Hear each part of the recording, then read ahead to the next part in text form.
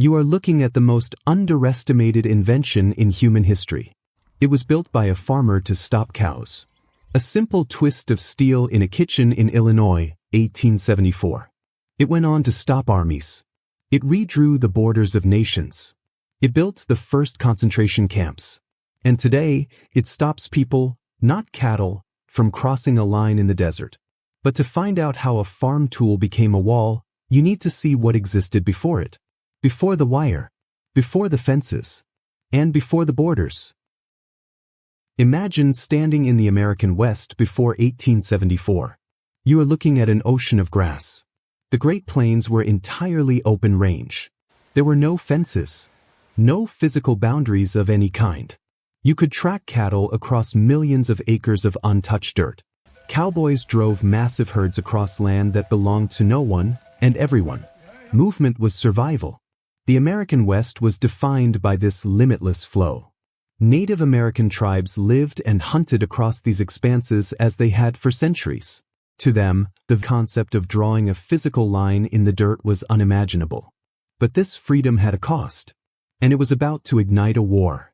Imagine you are a farmer planting massive crops to feed a growing nation.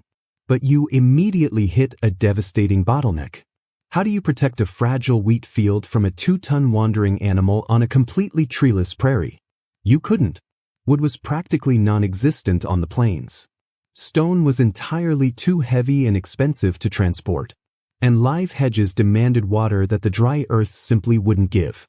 You were losing entire, life-saving harvests to free-roaming cattle. The tension between the old world of the cowboy and the new world of the homesteader escalated into bloody violence. Something had to break. The West desperately needed a wall. But the West had nothing to build one with. The ultimate solution didn't come from a military engineer. It came from a coffee mill. In 1873, a desperate farmer named Joseph Glidden attended a county fair in Illinois. He saw a crude exhibit featuring a single strand of wire with sharp spurs. It was weak and impractical. But Glidden saw its terrifying potential. He went home to his kitchen, ripped the handle off his coffee mill, and began experimenting. By twisting 2 strands of steel wire together, he permanently locked the sharp barbs.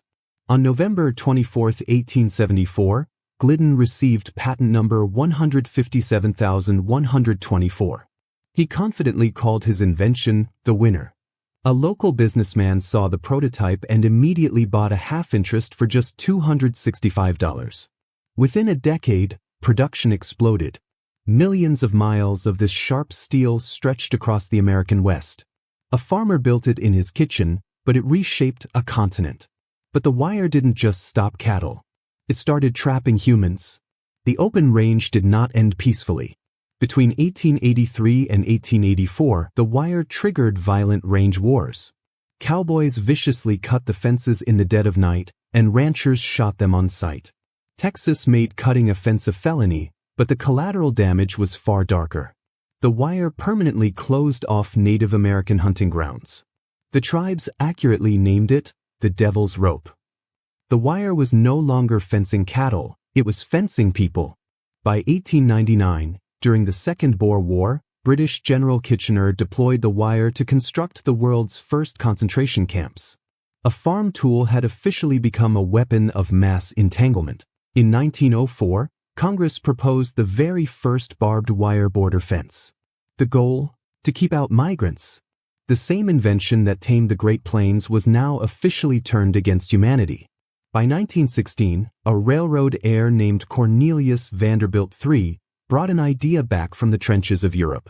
He proposed 1,950 miles of electrified barbed wire entanglements along the entire Mexican border. Today, concertina wire lines that exact same desert.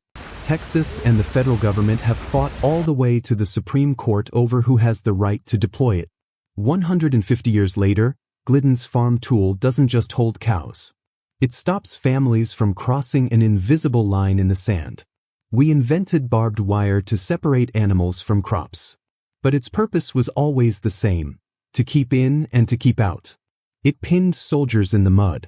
It kept families separated. The wire never changed, only the beings it was designed to stop. We built a tool for cattle, and we ended up using it to control people. But barbed wire isn't the only mundane object dictating your life. Right now, you sit at intersections, assuming the yellow light is for your safety. You're wrong. A whistleblower proved the math behind that amber bulb is rigged. A system designed to trap you, force you to break the law, and drain your wallet. If you want to see how this is exploiting your daily commute, click the video on your screen right now.